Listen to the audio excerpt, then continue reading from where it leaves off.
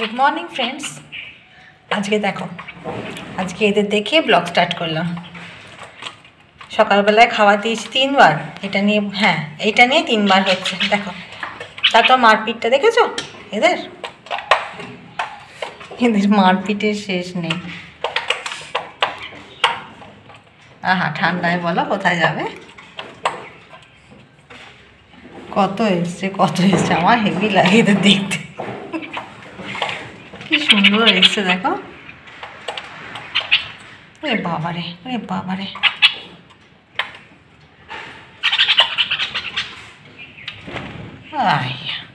চলো, আর এই যে সকাল সকাল চা নিয়ে নিয়েছি, চা কমপ্লিট। চাটা খাবো। ভাতের চাল ভিজিয়ে দিয়েছি আর জামা কাপড় কাচ্ছি। এই হচ্ছে আমার সকালবেলাকার কাজ কারবার। আর এই যে আমি বেশ ভালো ঠান্ডা আছে গো। তাই সকাল সকাল এইগুলো করে চা নিয়ে নাম, চাটা খাই। কারণ যে আজকে কাজ আছে অনেক। আজকে সংক্রান্তি, আজকে সংক্রান্তি, ইতুর জন্য পায়েস টায়েস সব করতে হবে। আজকে তো নিরামিষ হবে, ছেড়ে দাও। আর তারপর ইতু ভাসান দিতে হবে। অনেকগুলোই পরপর কাজ আছে। তারপর মেয়ের কলেজ আছে, সম্রাট বেরোবে। আর এখন বাজে সকাল 7টা। উঠেছি অনেকক্ষণই, ব্লগটা এখন থেকেই স্টার্ট করছি। বাইরে ওয়েদার আছে পুরো ক্লিয়ার একদম। ঠিক আছে, চা খাই, চা খেয়ে কাজকর্মগুলো মেটাই, তারপর আবার আসছি। চান হয়ে গেছে, পুজো হয়ে গেছে, আর এই বিছনা তুলছি। শীতকালের বিছনা তোলা না, হাঁপিয়ে যাই এই মোটা মোটা কম্বলগুলোর জন্য গো।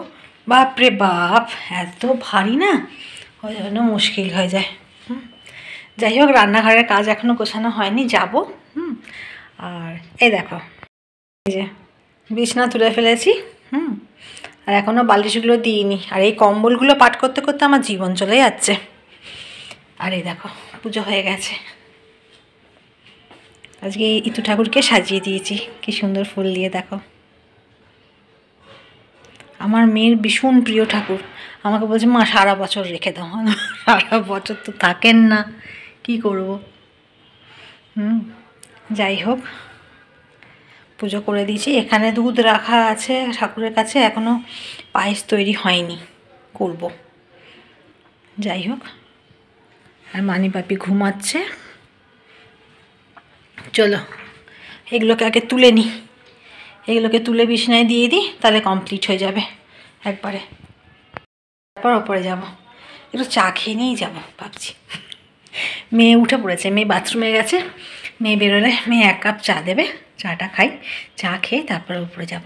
মানিবাপির জন্য চা করে রেখে দিচ্ছি, ফ্লাক্সে রাখা রয়েছে। আর মেয়ে দেবে চা করে, সেটা খেয়ে তারপর উপরে গিয়ে রান্না বান্নার কাজ দেখব। ঠিক আছে। এই দেখো কে এসেছে, আমার কুট্টুস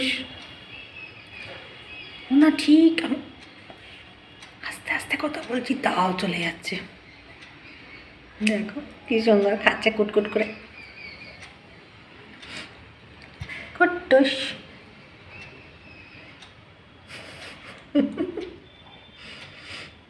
দারুণ লাগবে খাওয়াগুলো দেখতে আমার।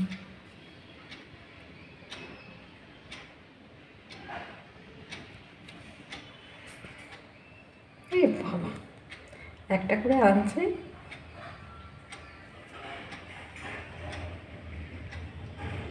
এখানে খাচ্ছে, এই যে এখানে পড়ে রয়েছে, ওখান থেকে একটা করে আনছে আর খাচ্ছে। এই দেখো,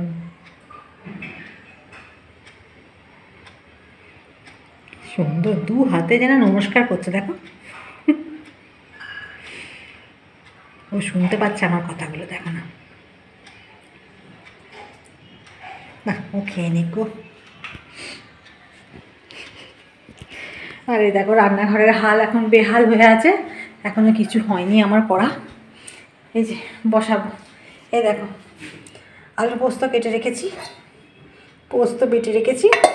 এরপর বসাবো, দেখি আলু পোস্ত করি আর পাঁপড়ের একটু ঝাল করে নেবো। আজ তো নিরামিষ হয়ে যাবে।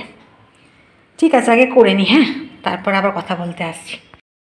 জল খাবারে করে নিয়েছি আজকে লুচি আর আলু চচ্চড়ি। মেয়েকে এইটাই টিফিন দিয়ে দিলাম। হ্যাঁ, লুচিটা হয়ে গেলে সুবিধা হয় টিফিন দেওয়ার। এটা তবু খাবে, নাহলে সব ফেরত নিয়ে চলে আসবে। আর মেয়ে এখানে খেতে বসেছে ভাত, ওই পোস্ত করে দিয়েছি, আর ওই মেথির শাক ভাজা আছে আর ভাত, আর এখানে আছে পাঁপড়ের ডালনা। এই আজকে আমাদের খাবার দাবার।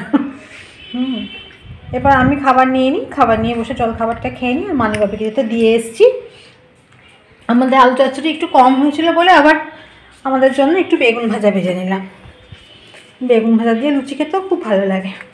আর পাটালি গুড় তো এখন আছেই ঘরে সব সময়, ছেড়ে দাও। ঠিক আছে। আর ইতু ঠাকুর নিয়ে যাচ্ছি ভাসান দেওয়ার জন্য। ইতু ঠাকুরকে খাবার টাবার বলছি, প্রসাদ সব দিয়ে দেওয়া হয়েছে।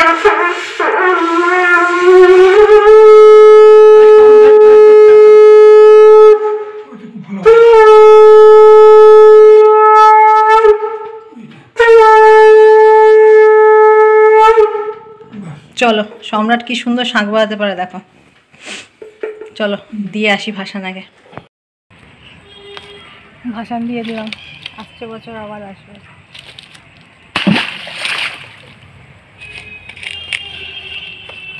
চলো, ভাসান দিয়েই উঠে পড়েছি গাড়িতে।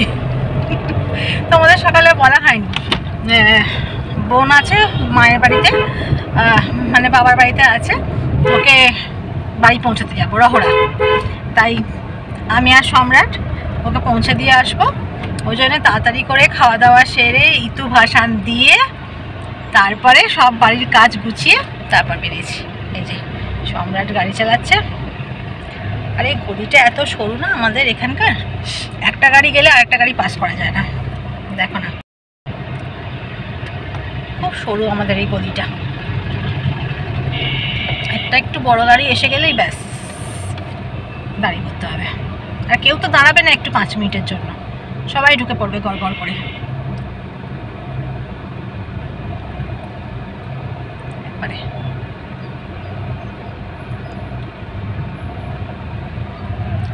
একবারে পাঁচিলের গা দেখো না, পাঁচিলের গায়ে একবারে ঠেকে যাবার জোগাড় হয়ে যায়। যাকে চলো রহড়া ঘুরে আসি। হ্যাঁ, বোনকে নেব, বোনের ছেলে রয়েছে আর বোন রয়েছে। বোনের বর কাল চলে গেছে। ওর অনেক লাগেজ হয়েছে, তাই ও যেতে পারিনি ট্রেনে করে। তাই আমি আর সম্রাট গিয়ে নামিয়ে দিয়ে আসবো। ঠিক আছে, চলো মায়ের বাড়ি যাই। ভালো। আর এই যে আমরা বেরিয়ে পড়েছি, পেছনে রয়েছে একবারে আমার ছেলে, একবারে মুখটা লুকিয়ে নিল। দেখো আমার বোনের ছেলে, তোর মুখ দেখি, তোর মুখ দেখি। মুখ যদি না রেখেছিস রিষ্ণু থেকে নাম অরিজিনাল হয়ে যাবে। রিষ্ণু, তোর মুখটা দেখি রিষ্ণু। তাহলে কিন্তু আমি অরিজিনাল নামে ডাকবো। আচ্ছা ঠিক আছে। ও হচ্ছে ক্যামেরা ফ্রেন্ডলি নয়, তো ওকে মুখ দেখিয়ে লাভ নেই।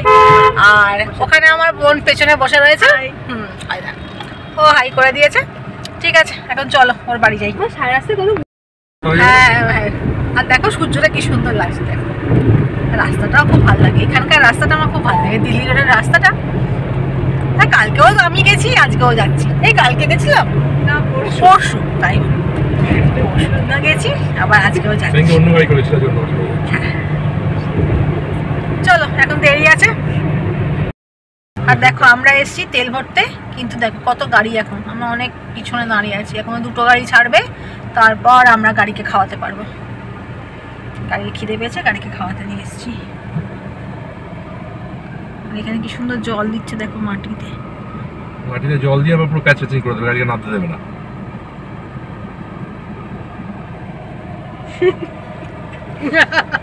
ঠিক আছে, গাড়ির তেলটা ভরে নি। আর এই যে চলে এসছি বোনের বাড়ির কাছে। আর এধারে খুব গরম, এধারে সোয়েটার পরতেও লাগছে না, সোয়েটারটা পরে এসছি, এখন গরম করছে। আর এখানে অনেক দোকান বাজার গো, বেশ সুন্দর লাগে চারপাশটা দেখতে। ভালো ভালো দোকান, বড় বড় মানে শোরুম টোরুমগুলো এখানে খুব বেশি, অনেক। চলো ওকে নামিয়ে দিই, তারপরে আবার দেখা হচ্ছে।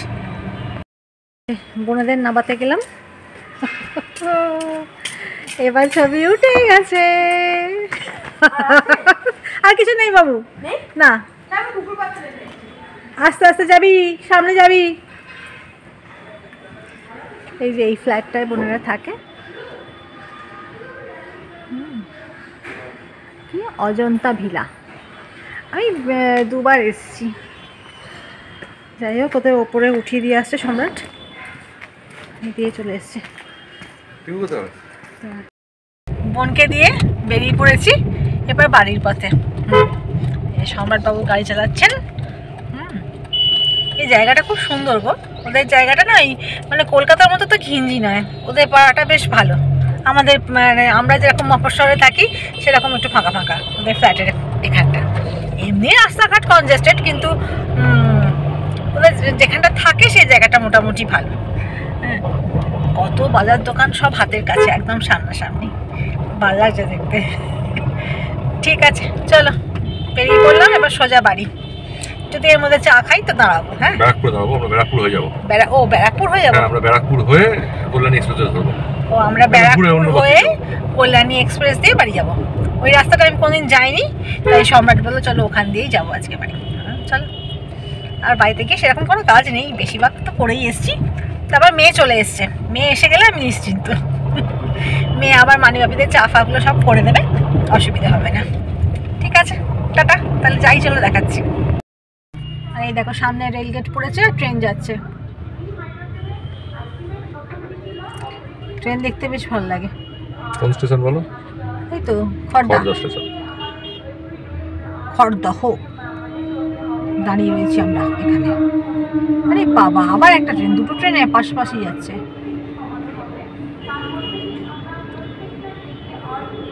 আমরা রেলগেটে দাঁড়ালাম, এখানে খানিকটা সময় গেল, কি আর করা যাবে। ব্যাস চলে গেছে, দেখি কতক্ষণে রেলগেট ওঠে। সামনে দেখো কত দোকান, নাম দিয়ে কতগুলো আছে। দেখো দাদা বৌদি রেস্টুরেন্ট, দেখো দাদা বৌদি রেস্টুরেন্ট নাম দিয়ে। মেইনটা হচ্ছে সামনের বাদিকে, এখানে প্রচুর দোকান আছে। এই দেখো দাদা বৌদি রেস্টুরেন্ট, দেখাতে পাচ্ছি। এখানে দাদা বৌদি পেরিয়ে গেলাম। যাই হোক, যখন খাইনি তখন দেখেও লাভ নেই। আর এখানে মানে প্রচুর দোকান বাজার, আর জ্যামও আছে ভালোই। দোকান বাজার দেখতে দেখতে যেতে বেশ ভালো লাগে, সুন্দর। এধারটা তো আমি কোনোদিন মানে আসিনি, এই প্রথম এলাম।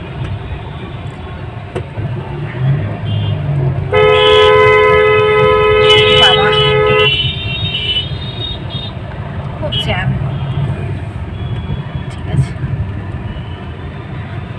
আর এই দেখো এখানে দাদা বৌদি হোটেল। বাবা, কি লাইন আর কি ভিড়। ঠিক আছে, চলো স্টেশন ক্রস করছি। আর আমরা কোথাও চাও পাইনি, জানো, আমরা কোথাও চা পাইনি, একটু চা পর্যন্ত খাইনি আজকে। ভাবলাম আসবার সময় দোকানে চা খাওয়া, প্রত্যেকটা দোকানে গিজ গিজ করছে ভিড়। কে দাঁড়াবে বলো অতক্ষণ, বাড়িও তো ফিরতে হবে। হ্যাঁ, গাড়ি যে দাঁড় করে একটু খাবো, গাড়িটা দাঁড় করার জায়গা নেই তো আমরা। হ্যাঁ, রাস্তায় আমাদের চুঁচড়ো তো দেখো, স্টেশন চত্বরে রাস্তায় কি ভিড় থাকে, বাপরে বাপ। যাই হোক, বাড়ির কাছাকাছি চলে এসেছি, আর একটু গেলেই হয়ে যাবে।